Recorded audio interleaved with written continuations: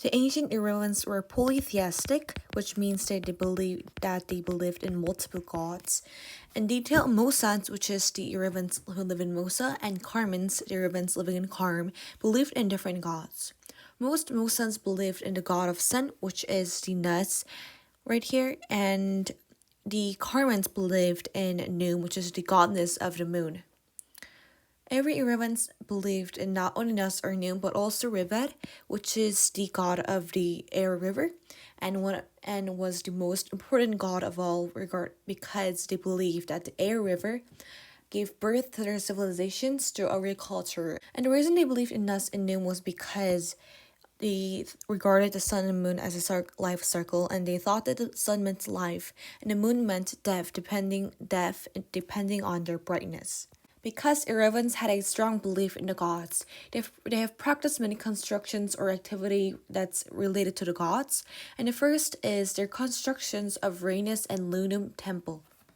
Rhenus temple is a temple that worships Nus in Mosa, and the Lunum temple is a temple that worships Num in Karm.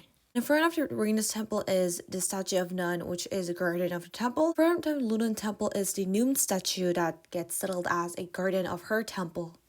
They also had various statues they had built in the form of the gods' visuals.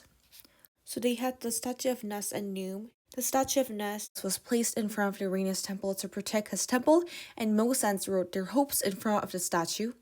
And the statue of Num was placed in front of the Lunan temple to protect her temple, and Carmens wrote their home in front of the statue.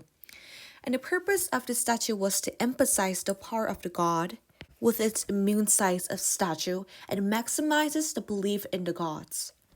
They wanted to protect their own temples with their power. Therefore, they made this statue and thought the power of the god will protect their temples. They also had very many superstitious activities regarding the monthly rituals towards the air river. And this showed the reverence toward the Rivet, which is the god of air river. And doing so, they hoped to prevent natural disasters by satisfying the god.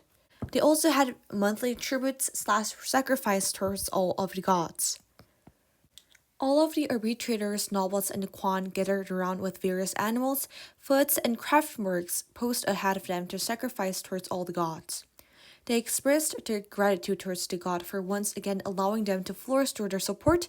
However, when natural or social disaster occurred, the arbitrators and the Quan gathered with their most sacrifice available and prayed for mercy.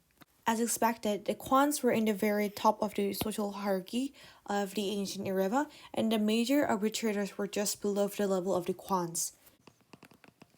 Arbitrators like the Quans were responsible for the positive relationship between the Irevans and the god, for they were the ones who were able to connect with the gods through rituals.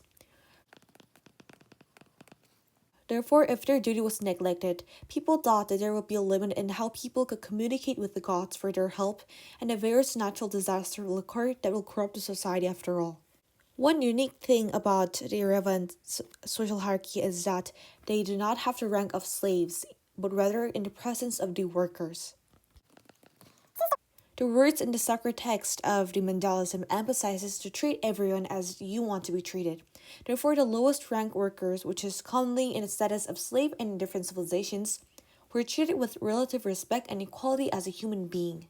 They were not considered as the property of other nobles or higher ranked figures, but rather a real individual with its own right.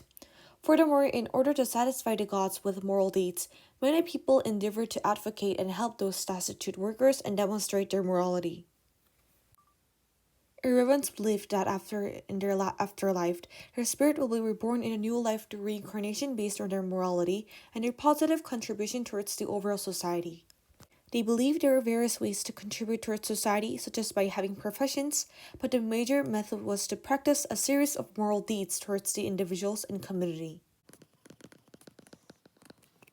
This is because people believed that being moral and demonstrating those skills satisfied the will of God, and therefore the god rewarded the kingdom with prosperous lands and floats that ultimately provided welfare towards society. Therefore, people thought that each individual's morality was judged in the underworld, which was classified in each status that one will be reincarnated into the next life.